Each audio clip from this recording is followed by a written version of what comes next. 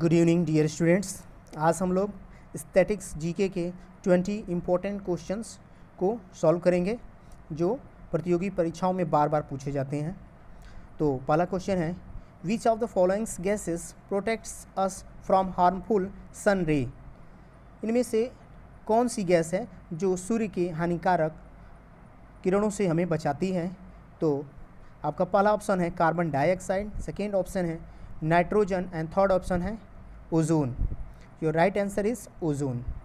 First का answer C. Second question है the most important layer of the atmosphere. इसमें पूछा जा रहा है कि वायुमंडल की सबसे महत्वपूर्ण परत कौन सी है।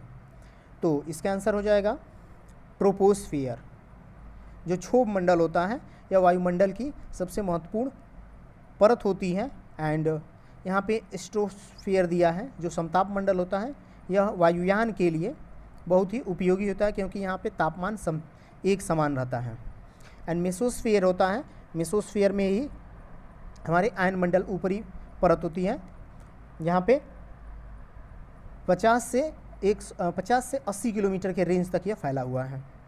नेक्स्ट क्वेश्चन है third, which of the followings layer of the atmosphere free from cloud. इसमें पूछा जा रहा है कि वायुमंडल की कौन सी परत है जिसमें बादल नहीं पाए जाते हैं या बादल से मुक्त हैं। तो इसका आंसर हो जाएगा स्ट्रेटोस्फियर। जो समताप मंडल है इसमें बादल नहीं पाए जाते हैं, इसी कारण वायुयान के लिए यह आदर्श दशाएं इसमें पाई जाती हैं। अगला प्रश्न है, which precipitations come down into the earth into the liquid form is called। इसमें पूछा जा रहा है कि प्रेसिपिटेशंस का अर्थ होता है वर्षा। तो वर्षा जो हमारे पृथ्वी पे आती है लिक्विड फॉर्म में वह क्या कहलाती है। तो उसे हम लोग रेन कहते हैं, बारिश कहते हैं।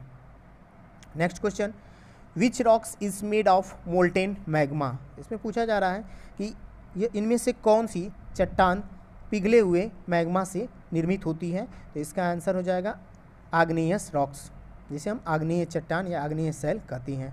Next question, the inner most layer of the earth is. तो इसमें पृथ्वी की सबसे इनर मतलब आंतरिक परत के बारे में पूछा जा रहा है। तो जिसका आंसर होगा core. Next question, gold and petroleum and coal are example of. इसमें पूछा जा रहा है कि सोना, पेट्रोलियम और कोयला किस प्रकार के उदाहरण हैं। क्या वो रॉक्स हैं, क्या वो मिनरल्स हैं, क्या वो फॉसिल्स हैं। तो इसमें इसका आंसर होगा मिनरल्स, ये खनिज होती हैं। Next question, generally the warm ocean currents originate near. तो जो गर्म जल धाराएँ होती हैं उनकी उत्पत्ति कहाँ होती है, पृथ्वी के किस भाग में होती है। तो इसमें ऑप्शन दिया है पोल पे, इक्वेटर में, एंड नन ऑफ दीज। तो जो गर्म जलधाराएँ होती हैं उनकी उत्पत्ति इक्वाटर से होती है।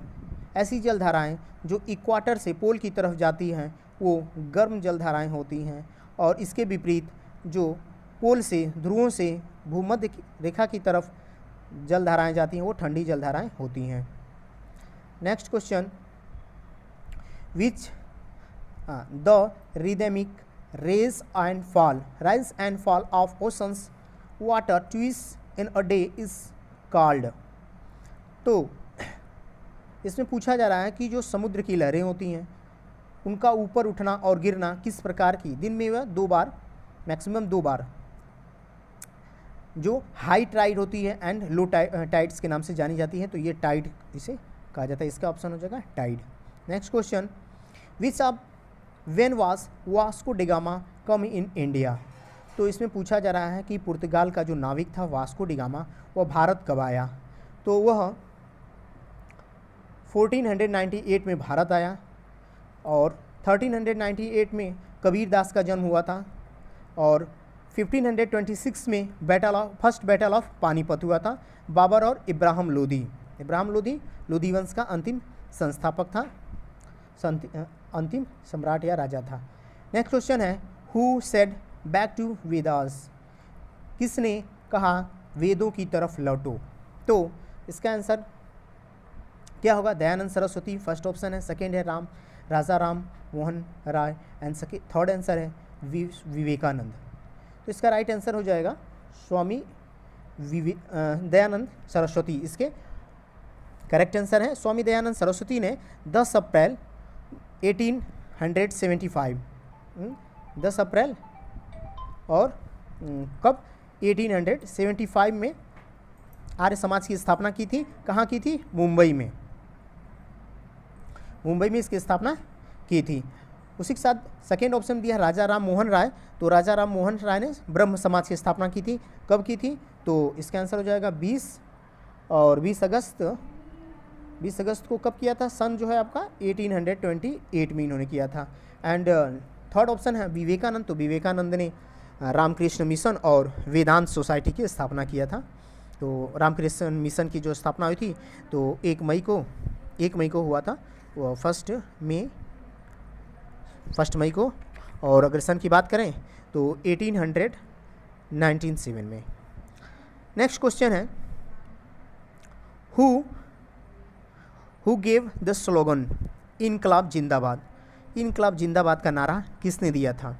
अकॉर्डिंग टू ऑप्शन, तो अगर हम ऑप्शन को देखते हैं तो राजगुरु फर्स्ट ऑप्शन है, सेकेंड ऑप्शन है Bhagat Singh and third answer Chandrashekhar. तो इसका करेक्ट आंसर हो जाएगा भगत सिंह ने इसको दिया था। भगत सिंह ने इसको दिल्ली की असेंबली में 8 अप्रैल, जब भगत सिंह 8 अप्रैल को और दिल्ली की असेंबली में इन्होंने बम फेंका था, कब? 1929 को, 1929 को, तब उन्होंने नारा इसका दिया था। इससे पहले इस नारा के जो लेखक हैं उनका नाम है,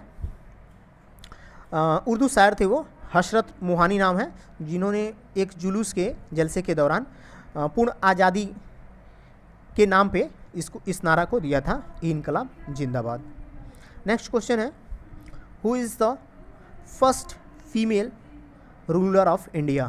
तो यहाँ पूछा गया है प्रश्न कि पहली मुस्लिम या फिर पहली महिला शासिका के बारे में। तो इनका नाम है Razia Sultan. The correct answer Razia Sultan. तो रजिया सुल्तान, इनका जो टर्नओवर था, कब से ये कब से थी, तो ये 1236 से लेकर और 1240 तक इन्होंने दिल्ली की पर राज किया। सेकेंड क्वेश्चन आप जानते ही हैं कि फर्स्ट ऑप्शन है रानी लक्ष्मीबाई। तो रानी लक्ष्मीबाई को सभी लोग जानते हैं, झांसी की रानी थी। इनका नाम, वास्तविक नाम मणिकर्णिका था। और थर्ड ऑप्शन है इसमें नूरजहां।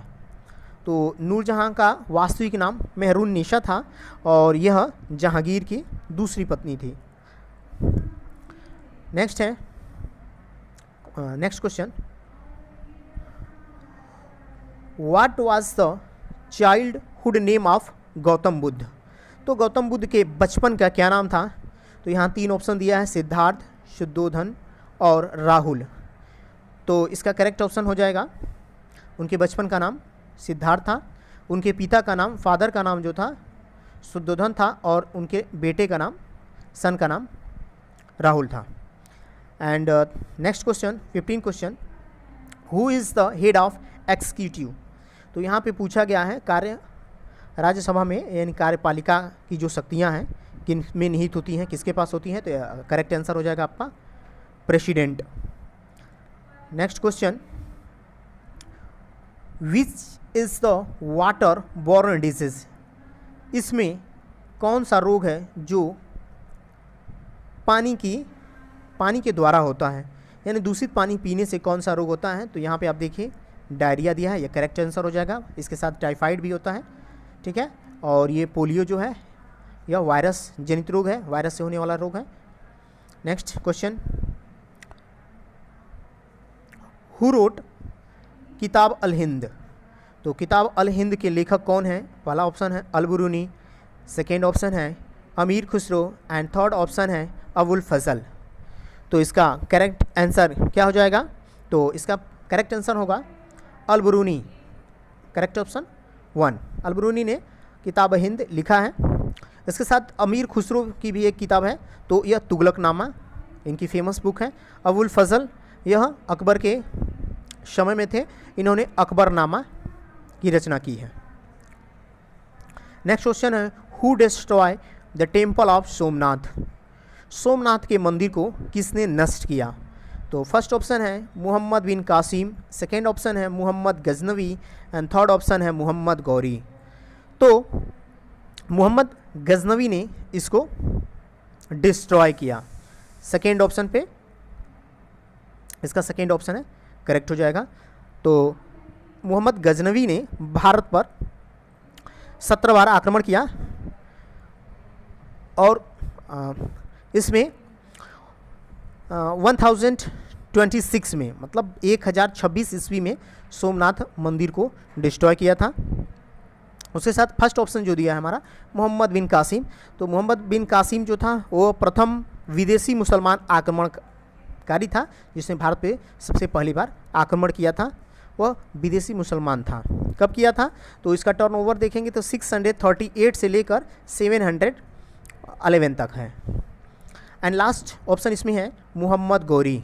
तो मोहम्मद गौरी जो है इसने battle of Panipat battle of Tarain, तो इसमें फर्स्ट 2 बैटल हुआ। फर्स्ट बैटल की अगर बात करें तो 1191 में पृथ्वीराज चौहान से